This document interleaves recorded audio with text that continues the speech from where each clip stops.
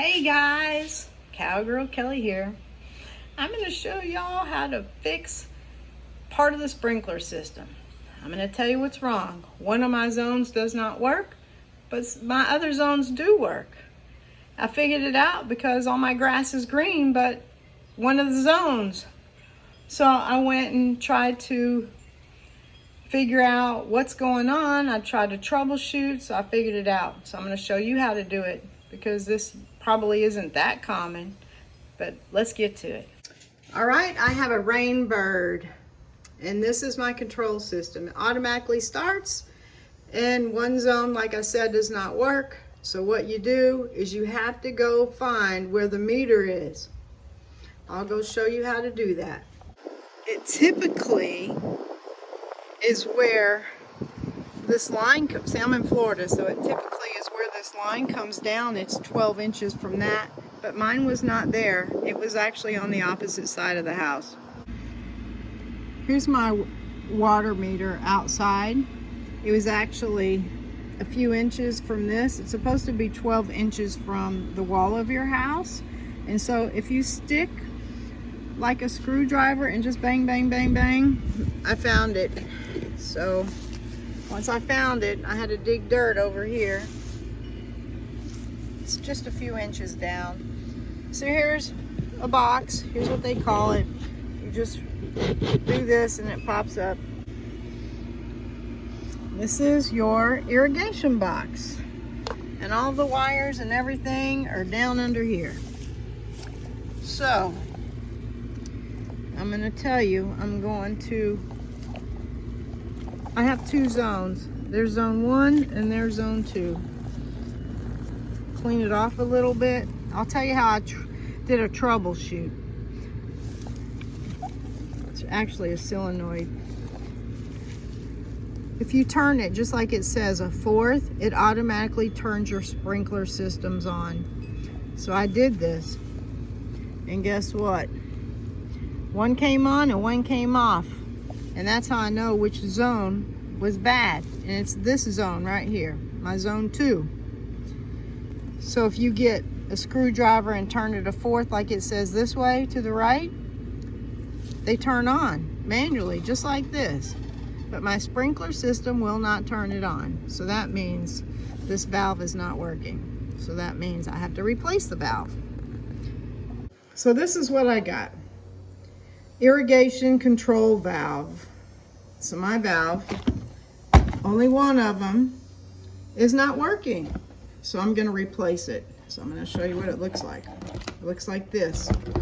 You saw the one outside, which is on the left. So I'm going to replace this. But because this part in my system right now is fine, I'm just going to use the top part of it. So I'm going to unscrew this and use the top part of it because I don't need to replace the bottom part because it's not bad. It's just this part. Okay, so now I need to go find my meter box, my water meter box. Here's my water meter box, and I'm going to have to turn it off. There it is. So right here's my meter box. I'm going to have to turn this all the way this way and turn it off. It has to be off or you're going to have water squirting all over the place. So the first thing you do is you're going to turn the water off. That is after you have the part. So what I'm going to do now is I'm going to unscrew. See these 4 bolts right here? 1, 2, 3, 4. I'm going to unscrew that. Because I'm going to use, like I said, I'm just going to use the top part because I don't need the bottom part because it's not bad. So I'm just going to take this part. So let me unscrew these. Use my drill. Let's see here. And you're going to unscrew it. So I got the screws out. This is what it looks like. And so this is what I'm going to use. I will use this seal. I just won't use this bottom part. So now I gotta go unscrew everything on the side of the house.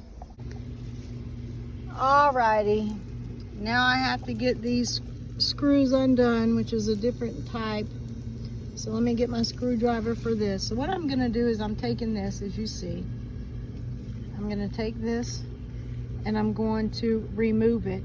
but I'm turned off the water. Remember to turn your water off or it's gonna come spurting out. I'm gonna take these screws off and I'm gonna lift this, but I have to make sure, you have to pull these wires out. You have to make sure you got the right wires. So the easiest way to tell you to do this, you see these two red wires that go into this box on the left side? Not the right, but the left. These are the two wires. So I'm just gonna undo it and replace it, just like this is now. There's no difference. And I'm gonna pull this out.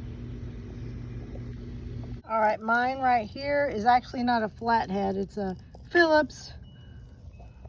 This is gonna be a pain. It would be easier to use a drill, but unscrew all 4 of these bolts. All right, I got 1 screw undone. Second screw undone.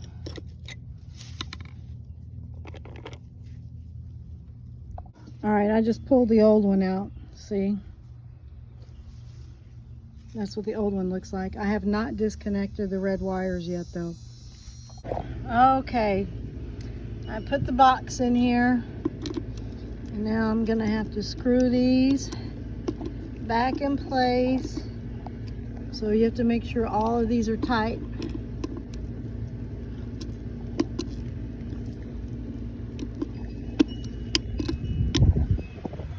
Okay, so this is the old one. And all you're gonna do is cross-reference where the wire is at. So this wire is right here. So what I'm gonna do is I'm gonna detach it and I'm going to attach this one. So let me detach this one.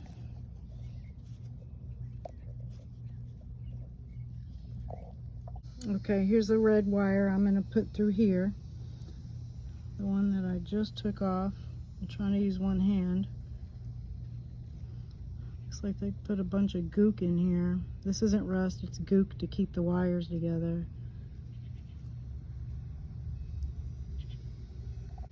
Okay, I twisted the wires together. Now I'm gonna twist this.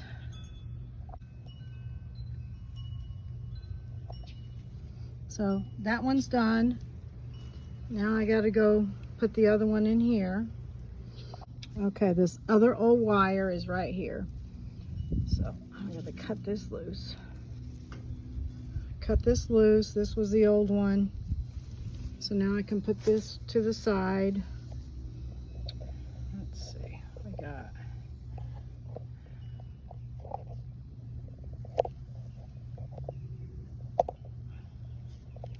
This is the new wire. And I'm gonna merge these all 3 together.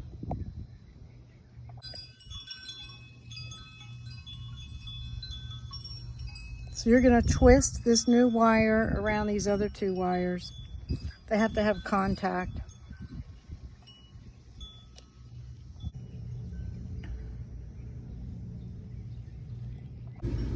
So as you see, this is the cap that goes to here. And when I undid the cap, this comes down.